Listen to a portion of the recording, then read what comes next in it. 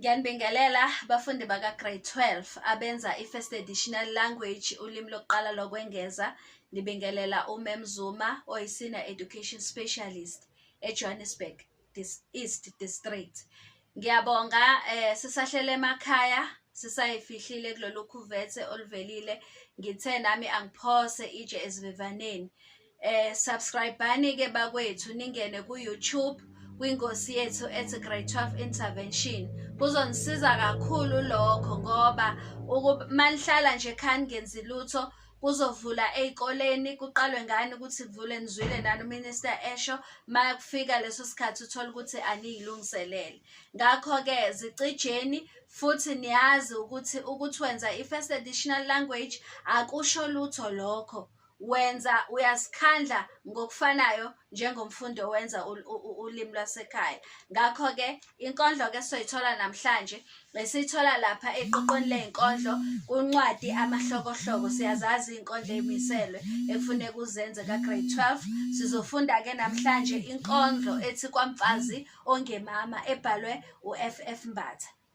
Ngizoqala-ke ngiyihaye le nkondlo lalelisisa-ke usekhaya ukuze kuthi nalabo mhlampe ababolekalayo iy'ncwadi abangenazo iy'ncwadi zabo bodwa bekwazi ukuyizwa ukuthi le nkondlo ithini. Kwamfazi Ongemama ibhalwe ngo-F.F. Mbatha.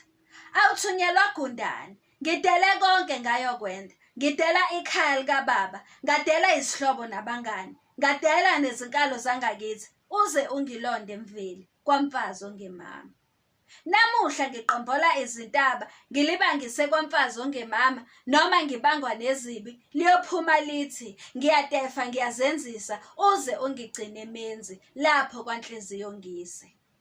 Noma ngingayisisulu sikamamezala noma ngangicakafula angichave ngenyumelayo kodwa ngiyobekezela ngizithobe mntana omuntu ngibekezele ngigcine yonke yasemendweni uze ube isihlangu sami baba lapho Kwamfazi Ongemama.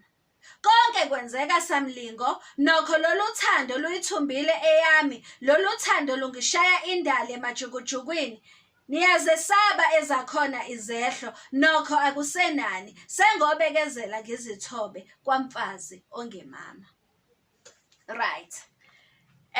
Isikhathi esiningi-ke akufuneki inkondlo uyithathe kalula uthi isihloko sayo masithi kuchaza ukuthi inkondlo ikhuluma ngokuthi cha. Ungakwenzi lokho ngoba iy'nkondlo ayifani. Kukhona enye inkondlo ekunikeze esinye isihloko kodwa uthi mawususufunda phakathi usuthola ingqikithi ayikhulumi ngalento eyisho esihlokweni. Ngenhlanhla-ke le nkondlo iyazisho. Ngivama ukuthi inkondlo ifana nomuntu okuyincwadi engafundeki ngaphandle ungabona okunye kanti ngaphakathi uthola okunye. Kule nkondlo-ke inomqondo nje osobala kuphela akukho kufihliwe la imbongi noma-ke ezinye izinto ivezile imbongi yayiqamisa ngokusebenzisa mhlampe izimo zokukhuluma iy'thombe magama imfanekiso mqondo kodwa kakhulukazi nje into eshiwo imbongi kule nkondlo ihlelo obala nje isobala ba. Right, ithi imbongi mayivula lapha ithi awuthunyelwa Gundane. Khumbula-ke ukuthi enkondlweni izisho, izaga, izifenqo konke sikubizwa ngezimo zani zokukhuluma ukuze lento ingalokhu ikudida uthi kambe yini kambe isisho kambe isaga kambe isifenqo. Cha, mawubuzwa kuzothiwa isimo sokukhuluma. Lesa simo sokukhuluma-ke esithi awuthunyelwa Gundane sichaza ukuthini, ikhuluma ngani kahle hle inkondlo mayithi Kwamfazi Ongemama. Inkondlo-ke bantu bami ingqikithi yale nkondlo noma indikimba yale nkondlo ikhuluma ngomendo ngezinto ezingezinhle eziwubunzima ezenzeka uma umuntu ehamba eyogana ngoba izehlo ezishiwo kwathiwa nje umfazi ongemama chaza ukuthi umama oyomfica emendweni kodwa ongeke aza kuphatha njengomama wakho okuzalayo. Right. Imbongi ithi ivula nje ithi awuthunyelwa Gundane. Leso simo sokukhuluma sichaza ukuthi akekho umuntu okutshelayo wena muntu esifazane ukuthi mawufika la uyogana khona uyophathwa kanjani. Right. iyasho ithi ngidele konke ngayokwenda ngadela ikhaya, iyabala idele konke yadela ikhaya likababa, yadela iy'ntaba zangakubo, yadela ney'nkalo zangakubo, bese iyabalisa bandla noma iy'ncengele kuNkulunkulu ithi uze ungilonde emveli Kwamfazi Ongemama. Ibala lezi zinto ezishiyile ekade ziyigugu kubo, iy'ntaba zangakubo, ikhaya likababa wayo, yakudela konke yahamba yayokwenda, kodwa inxusa uNkulunkulu ukuthi aze ayilonde lapho iyokwendela khona Kwamfazi Ongemama, ngoba lapho iyokwendela khona iyofica umama ongeke aze ayiphathe njengomama wayo oyizalayo. Uyawubona-ke umqondo lapho ukuthi umqondo wokubala izinto ezingeke zibe lula kwimbongi uma isisuka ekhaya lakubo ilibhekise emendweni. Okay, ngihlezi-ke babantwana bami nginitshela ukuthi umqondo uyashada kanje nomoya. Lokhu imbongi ekhuluma ngakho kumane kukhanyele bha ukuthi imizwa yembongi, imbongi kusiphi isimo uma ikhuluma ngalezo zinto esuke ibala. Njengamanje ibala izinto ezingeke zibe lula ngoba nakhu isiyahamba manje siye emendweni. Lokho kuyahambisana-ke nomoya. Umoya wembongi iyabalisa kahlehle ngoba ayiyazi kahlehle impilo ezoyifica mayiya ngale, kodwa iyazi ukuthi impilo ezoyifica ayizoba lula njengempilo kade iphila kubo. Okay, ake siye ebinzeni lesithathu. Ibinza phela ngese kwakuthiwa isigaba, kwakuthiwa istanza. Kuya ngokuthi wena ubiza kanjani, kodwa-ke mina ngicela ukuthi ibinza namhlanje. Right, siye ebinzeni lesibili-ke. Ithi namuhla ngiqombola izintaba ngilibangise Kwamfazi Ongemama. Iyathubeleza manje, iyaphuma kubo, iwela imhosha, iwela imfula nemfudlana, ihambe entabeni, iyalela iyokwenda khona Kwamfazi Ongemama, kwamama ongafani nomama oyizala ngempela. Ithi noma ngibangwa nezibi, kushuthi noma ngabe igula kangakanani imbongi, liyophuma lithi ngiyatefa, ngiyazenzisa, akakwazi ukuthi anakekelwe noma kuthiwa hayi namhlanje akangasebenzi, namhlanje akangabheki, namhlanje akangathezi, namhlanje akangakwenza ukuthi, noma ngabe uyagula, ugula ubangwa nezibi, kodwa kuzomele yonke izinto akufuneka azenze njengonkosikazi ozogana azenze, ngoba kuzothi uyatefa, uyazenzisa. Uze ungigcine menzi, yanxusa kuNkulunkulu uthi uze ungigcine Nkulunkulu wami lapho kwanhliziyo ngise. Usebenzisa leli gama ukuthi emendweni ikanhliziyo ngise. Yebo vele emendweni ikanhliziyo ngise ngoba ila ozikhethela wena. Akekho umuntu osuke kuphoqile ukuthi uyakhona, kodwa kusuke kuyinhliziyo yakho esuke ikhethile ukuthi iyalithanda lelo khaya, iyamthanda umuntu wakhona. Ingakho imbongi ithi kwanhliziyo ngise.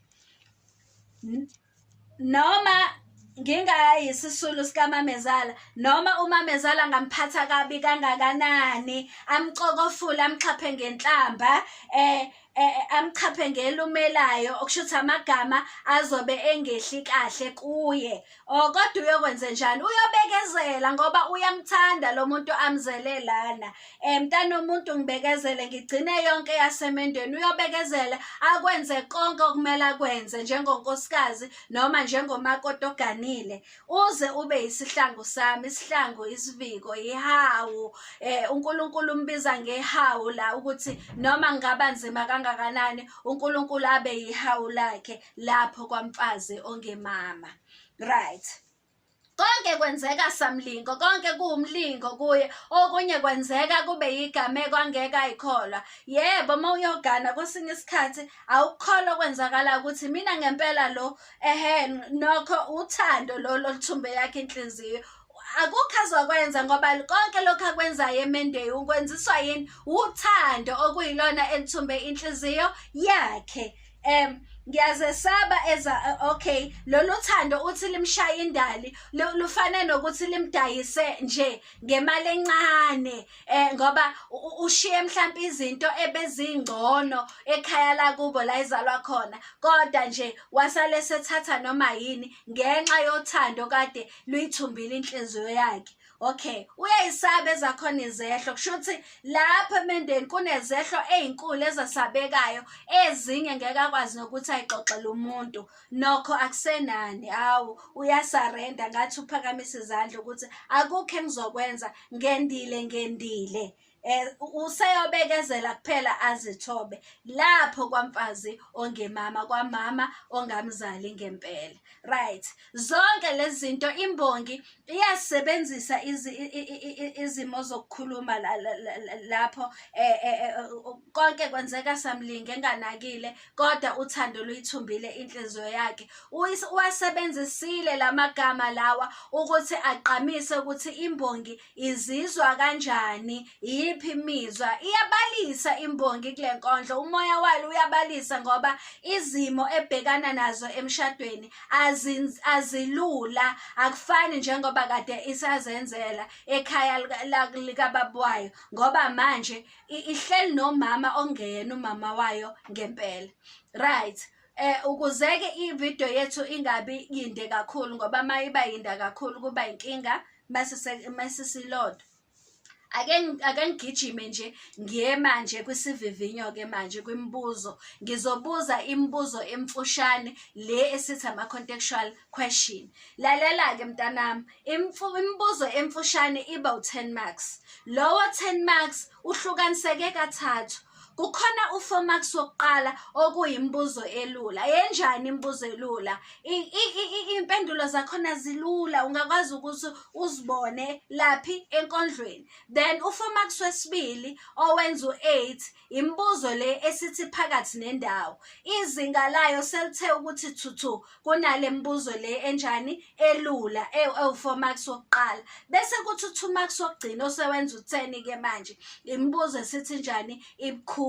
Ngakho azi ukuthi uma uphendula uyazi ukuthi imibuzo ime ngalolo hlelo. Okay, okunye-ke futhi okufuneka ukuqaphele ukuthi amamaki abiwe kanjani. Ayilikho imaki lamahhala mntanami owenza ugrade 12, azi ukuthi imaki nemaki uyalijulukela, uyalisebenzela. Ngakho-ke ngeke kuthiwa imaki u2 marks uphendule ngephuzu elilodwa ucabanga ukuthi amamaki uzowathola wonke. Cha, uzophendula ngephuzu usekele noma unikeze amaphuzu amabili ukuze amamaki wathole onke. Yonke into eyimaki kuzomela ukuthi uyisebenzele enkondlweni. Right, ake ngenzeke ngifunda umbuzo wokuqala engiwusethile kule nkondlo. Uthi nikeza incazelo yesimo sokukhuluma esitholakala ebinzeni lokuqala. Nase phela isimo sokukhuluma esitholakala lapha emgqeni wokuqala, awuthunyelwa gundane. Angithi usuyasho ukuthi leso simo sokukhuluma sichaza ukuthi akekho umuntu ohambayo ayokubhekela emzini akubuye akutshele ukuthi uzophatheka kanjani. Konke okuficayo uzitholela wena usuphambili ngoba alikho igundane othunyelwa lona ukuthi alihambe lokubhekela. Right, then number 2, shona isizathu esenze imbongi yasebenzisa ukuxhumana ebinzeni lokuqala. Nansi imbongi phela isebenzisa lokho ukuxhumana esithi ukuxhumana okusekuqaleni. Ngidele konke, ngadela ikhaya, ngadela izihlobo, ngadela nezinkalo zangakithi. Labo ngadela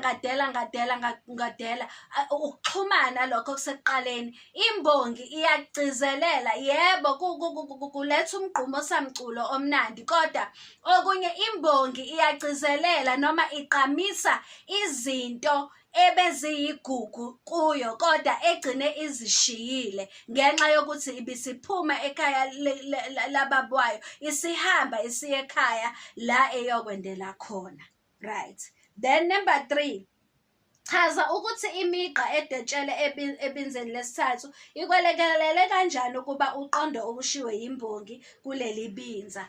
Le migqa leyo engikhuluma ngayo yile ethi noma ngibangwa nezibi liyophuma lithi ngiyatefa ngiyazenzisa. Leyo migqa iqamisa ukuthi noma ngabe imbongi igula kangakanani, kodwa ngoba iwumakoti iganile kuthiwa iyazenzisa, kusuke kulindeleke ukuthi ayisebenze ngoba la akukhona kubo la izalwa khona, kodwa la inomama ongayizali, umfazi ongemama, ngakho iyayihudula isebenze, igula injalo. Right. Number 4, chaza umoya esiwuthola kule nkondlo. Yonke le mibuzo yakho iwu-2 marks. Umoya esiwuthola kule nkondlo umoya wokubalisa, ngoba imbongi idalula izinto eziwubunzima ezohlangabezana nazo emshadweni la iganele khona. Nokho noma ibalisa kanjalo ithemba uNkulunkulu ukuthi uNkulunkulu akube uyena ozoyivikela noma ozoyipha amandla ukuthi ibekezele emshadweni.